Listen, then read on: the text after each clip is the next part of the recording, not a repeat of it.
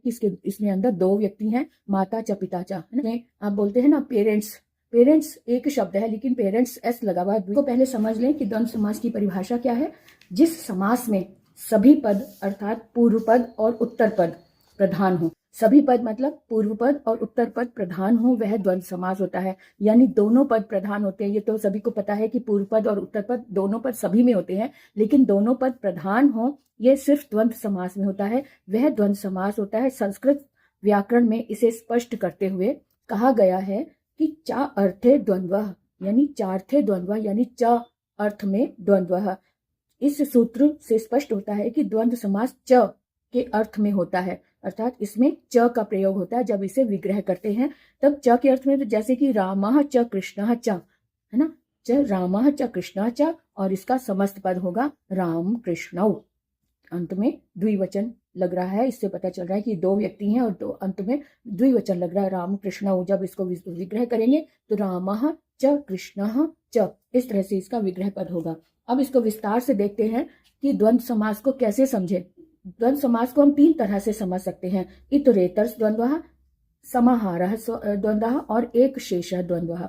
तो पहले देखिए इतरेतर का मतलब क्या है। इतरेतर का मतलब होता है इधर उधर, है ना। इधर उधर क्या है, यानी कि दो शब्द हैं और अंत के शब्दों के अनुसार लिंग व वचन होता है। जैसे रामः च श्यामः च, राम श्यामौ, तो राम श्याम इकट्ठा लिखकर और अंत में द्विवचन लगाया हुआ है। यही बात कह रहे हैं कि शब्दानुसार लिंग व वचन। अब ये औ की मात्रा जो होती है, आपको पता है कि जो पुल्लिंग रूप होते हैं, पुल्लिंग शब्द रूपों में ही द्विवचन में औ होता है ना, जैसे रामः रामौ रामाः, तो यहाँ पे अंत में द्विवचन लगा हुआ है और इससे पता चल रहा है कि ये द्विवचन है और लिंग ये पुल्लिंग है। तो इसको हम कैसे विग्रह करेंगे, रामः च श्यामः च, और अगर यह मोहन भी साथ में हो तो मोहना च। अगर हम कहें रामः च श्यामः च मोहनः च, तब राम श्याम मोहना, इस तरह से अंत में बहुवचन लग गया। इससे ये पता चल रहा है कि दो से अधिक लोग हैं। यहाँ पर द्विवचन था, इससे स्पष्ट हो रहा है कि यहाँ पे दो व्यक्तियों की बात हो रही। यहाँ पर अंत में बहुवचन लग गया, इससे स्पष्ट हो रहा है कि यहाँ पर तीन व्यक्ति हैं या दो से अधिक हैं। अब देखेंगे समाहारः द्वंद्व क्या होता है। समाहार द्वंद्व को इस तरह से हम समझ सकते हैं, ये शब्द समूहवाची यानी जातिवाचक होता है। और दूसरा इसकी पहचान है कि समास बनने पर शब्द के अंत में नपुंसकलिंग और एक वचन होता है। जैसे गोधूम चणकम, अब यहाँ चणकम में नपुंसकलिंग एक वचन है, इससे आप समझ सकते हैं। जैसे कि फलम फले फलानी, फलम में एक वचन आ रहा है ना, फलम, तो यहाँ भी चणकम यानी नपुंसकलिंग का एक वचन है। इसको जब हम विग्रह करेंगे तो गोधूमा, यहाँ पे बहुवचन आ रहा है हालांकि विग्रह करने पर, और चणका में भी बहुवचन है, लेकिन यहाँ पर जो समस्त पद है वहां पर नपुंसकलिंग एक वचन आया हुआ है। इसको हम कैसे समझेंगे, गोधूमा च चणका च तेषाम समाहारः, यानी इसमें गोधूमा च लगाकर हमने ये शो किया कि ये द्वंद्व समास है। गोधूमा च चणकाः च तेषाम समाहारः, तेषाम उनमें ग्रुप है, समूह है। उसके बाद देखें कुक्कुट मयूरी, कुक्कुट मयूरी, यहाँ पे कुक्कुटौ च मयूरौ च तेषाम समाहारः। अच्छा, आगे देखते हैं एक शेष द्वंद्वः।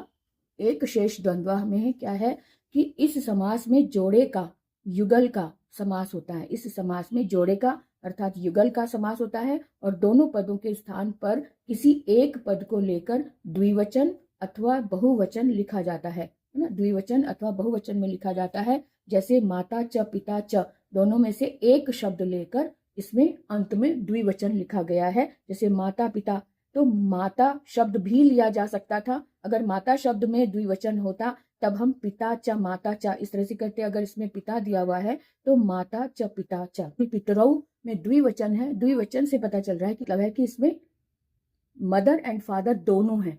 तो इसी तरह से इसको आप समझ सकते हैं, पितरौ द्विवचन लगा है, इसका मतलब इसको विग्रह करेंगे तो माता च पिता च इस तरह से करेंगे।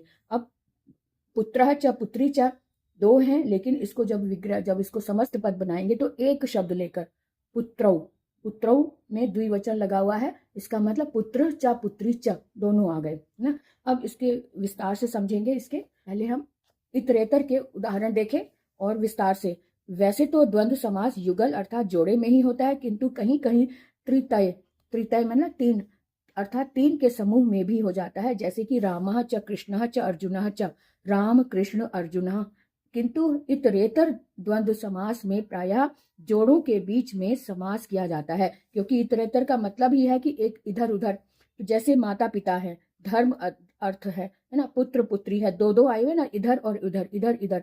तो समास करने के बाद समस्त पद का लिंग वही होता है जो उत्तर पद का होता है ना। उत्तर पद में जैसे यहाँ पिता है, तो पिता वाले शब्द में हम देखेंगे कि द्विवचन है, तो यहाँ भी द्विवचन है। तो इस तरह से हम इसको समझ सकते हैं, समास करने के बाद समस्त पद का लिंग वही होता है जो उत्तर पद का होता है।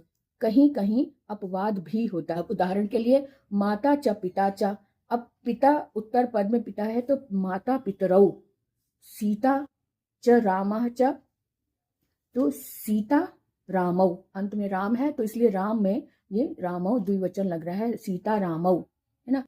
जयः च अजयः च, दो हैं, जयः च अजयः च, तो अजय वाला जो उत्तर पद है इसमें द्विवचन लग जाएगा, जैसे जया अजयौ, जया अजयौ, है ना। इस तरह से आगे देखिए रामः च लक्ष्मणः च, तो लक्ष्मण अंत में आया है इसलिए पूर्व उत्तर पद में लक्ष्मण है तो लक्ष्मणौ में द्विवचन लग गया, राम लक्ष्मणौ।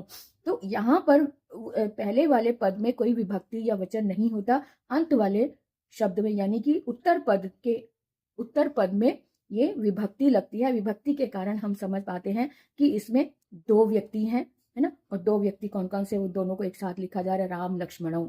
आगे देखें, अगले में दिखाया हुआ है कि हरि च अजयः च, हरि च अजयः च, तीसरे में दिया हुआ है हरि च हरः च, यानी हरि हरऊ हो गया, इसको द्विवचन में बना दिया, अंत में हरि हरऊ च, धर्म च अर्थः च कामः च मोक्षम च।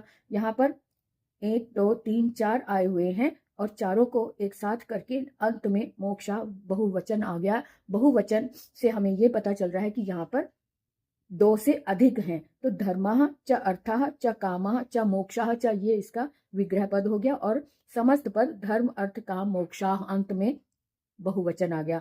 ईशः च कृष्णः च, ईश कृष्णौ, सीता च रामः च सीता च, अब यहाँ पे सीता अंत में है तो सीता में द्विवचन लग रहा है, राम सीते, स्त्रीलिंग में सीते होता है ना, सीता सीते सीताः, तो सीते द्विवचन आ गया, राम सीते। अब यहाँ पर भी देख लें इसके, सीता च रामः च सीता रामौ, रामः च लक्ष्मणः च राम लक्ष्मणौ, पार्वती च परमेश्वरः च पार्वती परमेश्वरौ, अंत में द्विवचन आ रहा है। कंदम च मूलम च फलानि च कंद मूल फलानि, ग्रीष्मः च वसंतः च ग्रीष्म वसंतौ, पशवः च खगाः च पशु खगाः, है ना। यहाँ पर बहुवचन आ गया क्योंकि ये बहुवचन की बात हो रही है, दोनों में ही है, तो दो शब्द दिए हुए हैं लेकिन दोनों ही एक जाति को इंगित कर रहे हैं और बहुवचन, तो पशवः च खगाः च, तो अंत में भी खगाः आ गया, चंद्र पशु खगाः, है ना। तो इस तरह से हमने इसको देखा कि इतरेतर द्वंद्व समास क्या होता है। अब हम देखेंगे समाहारः द्वंद्वः, जो हमने अभी देखा था पहले, इतरेतर समझा, अब हम समाहार को देखेंगे। समाहार का मतलब होता है समूह, त्यक सृजम, त्वक च स्रक च अनयोः समाहारः। यहाँ पर अंत में समाहार के बारे में बात की जाती, समाहार के बारे में बताया जाता है कि इन दोनों में है, या फिर अगर बहुवचन है तो तेषाम समाहारः आता है, या फिर जैसे ये एषाम आ रहा है, एषाम समाहारः है ये, तो इन सब में इस तरह से अंत में भी लिखा जाता है अगर ये समाहार की बात हो रही है, यानी जातिवाचक शब्द है तब यहाँ पर समाहार की बात होती है। शमी च दृशद च अनयोः समाहारः, तो शमी और दृशद ये वृक्ष की बात हो रही है, दो वृक्ष हैं, तो इन दोनों में भी ये अनयोः समाहार, क्योंकि दो व्यक्ति अगर दो चीजें होती हैं तो उसमें अनयोः यानी द्विवचन आ जाता है, अनयोः समाहारः। षष्ठी और सप्तमी में देखा होगा ना, अनयोः आता है यानी रामयोः। तो पाणिपादम पाणि च पादौ च एषाम समाहारः, क्योंकि यहाँ पर ग्रुप है, ग्रुप तो है लेकिन यहाँ पर द्विवचन दोनों, पाणी भी दो हाथ होते हैं और पैर भी दो हाथ होते हैं, यानी कि ये द्विवचन से अधिक है, इसलिए एषाम समाहारः। यहाँ पर पाणि च पादौ च एषाम समाहारः, पाणी पादम यानी अंत में जो पादम आया है ये इसका मतलब पैर है। तो और इसमें क्या पहचान है कि इसमें एक वचन होता है और नपुंसकलिंग होता है। तो सब में एक वचन और नपुंसकलिंग शो हो रहा है, इसलिए यहाँ पर भी पाणी च पादौ च येषां समाहारः, शीतोष्ण शीतम च उष्णम च अनयोः समाहारः। और मुख नेत्रम मुखम नेत्रम मुखम च नेत्रे च, क्योंकि नेत्रे में द्विवचन आ रहा है, नपुंसकलिंग के द्विवचन में ए आता है ना, तो मुखम च नेत्रे च तेषां समाहारः, इनमें भी समाहार आ रहा है तेषां। और तेषाम का मतलब है एशाम तेषाम, जैसे केशाम होता है तो षष्ठी भक्ति का बहुवचन है ये, तेषाम समाहारा है। तो यहाँ पर अब ये विभक्तियों का ध्यान रखते हुए इसको हमने विग्रह करना होता है। ध्यान दे, हस्त पादम तो हस्तौ च पादौ च तेषाम समाहारा, है ना। हस्त दो हाथ होते हैं, दो पैर होते हैं, तो हस्तौ च पादौ च तेषाम समाहारा। अब यहाँ पर चराचरम तो चराह च अचराह च एतयोः समाहारः, है ना। तो यहाँ पर एतयो दो द्विवचन आ रहा है, एतयो क्योंकि एक एक है यहाँ भी, चराह च अचराह, इसलिए एतयोः समाहारः। तो और उदाहरण इस तरह से है, वाक् च त्वक् च अनयोः समाहारा। वाक् त्वचम, इसको विग्रह कैसे किया, वाक् च त्वक् च अनयोः समाहारः। रथ और अश्व, रथ और अश्वों का समाहार है, समूह है, तो रथिकाश्च अश्वारोहा च येषां समाहारा। क्योंकि ये च लगाया है तो विसर्ग के साथ में च लगाया है। अगर हम आपको मुश्किल लगे तो रथिकाह विसर्ग लगाकर च लगाए, रथिकाह च अश्वारोहा च येषां समाहारा, इस तरह से भी लिख सकते हैं। यहाँ पर संधि करके इसको विसर्ग को श बना दिया हुआ है, इसलिए रथिकाश्च आ रहा है। तो आप इस तरह से भी लिख सकते हैं, रथिकाह लिखा, विसर्ग लगाया और च, अश्वारोहा जिस तरह से यहाँ पे विसर्ग लगा हुआ है उसके बाद च लगाएं, यहाँ पर भी आप रथिका में विसर्ग लगाकर च लगाकर इसको विग्रह कर सकते हैं, च येषां समाहारः। शिरोग्रीवम, इसको कैसे करेंगे, यानी शिरः च ग्रीवा च अनयोः समाहारः। दंतोष्ठम तो दंताह, क्योंकि दंत बहुत से होते हैं तो बहुवचन हो गया, दंताह च ओष्ठौ, ओष्ठ दो होते हैं इसलिए द्विवचन, दंताह च ओष्ठौ च तेषां समाहारः। सर्प नकुलम यानी सर्पाः च नकुलाः च तयोः समाहारः। सुख दुखम सुखम च दुखम च एतयोः समाहारः। अब ध्यान दे रहे ना, जहाँ पर बहुवचन है वहाँ पर तेषाम आ रहा है और जहाँ द्विवचन है वहाँ पर एतयोः तयोः एतयोः इस तरह से आ रहा है। तो अहर निशम है तो अहम च निशा च तयोः समाहारः। निशा, अहम च निशा च तयोः समाहारः।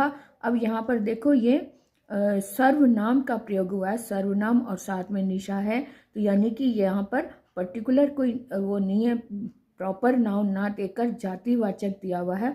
अहम च निशा च तयोः समाहारा, हम मैं और निशा दोनों का ग्रुप है, दोनों का समूह है।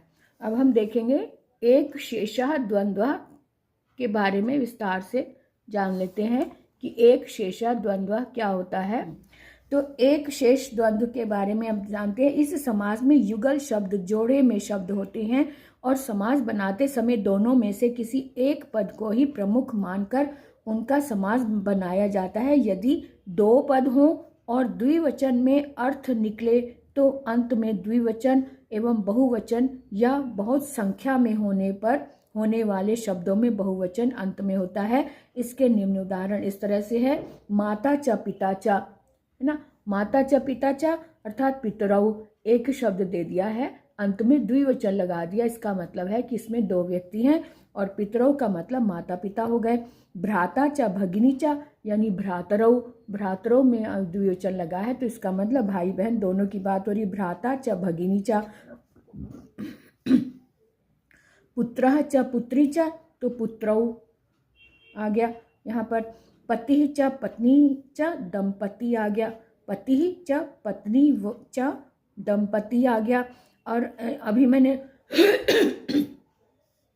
अभी मैंने एक दूसरी बुक में देखा था, तो उसमें पति च पत्नी, पत्नी के स्थान पर जाया लिखा हुआ था, तो जाया च पति च इस तरह से लिखा हुआ था दंपति शब्द के विग्रह को। तो आप भी समझ सकते हैं, वैसे तो कॉमन शब्द तो पति पत्नी ही होता है, लेकिन अगर जाया लिखा हुआ हो तो आप समझ सकते हैं कि जाया का मतलब भी पत्नी ही होता है। तो पति च पत्नी च दंपति, दंपति हिंदी में भी यूज किया जाता है। दंपति का मतलब जोड़ा, जोड़ा यानी कपल, जिसे आप कपल बोलते हैं इंग्लिश में।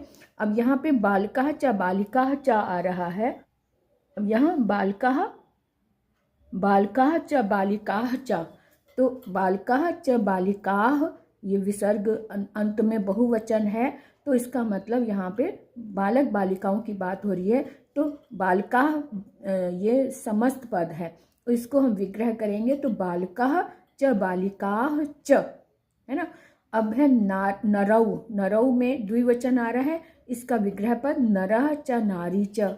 वृद्धौ में औ की मात्रा यानी कि द्विवचन आ रहा है वृद्धौ में, तो वृद्धः च वृद्धा च। वृद्धा पुल्लिंग है इसलिए विसर्ग आ रहा है, यहाँ पर स्त्रीलिंग है इसलिए इसमें विसर्ग नहीं है। वृद्धः च वृद्धा च, तो वृद्धौ।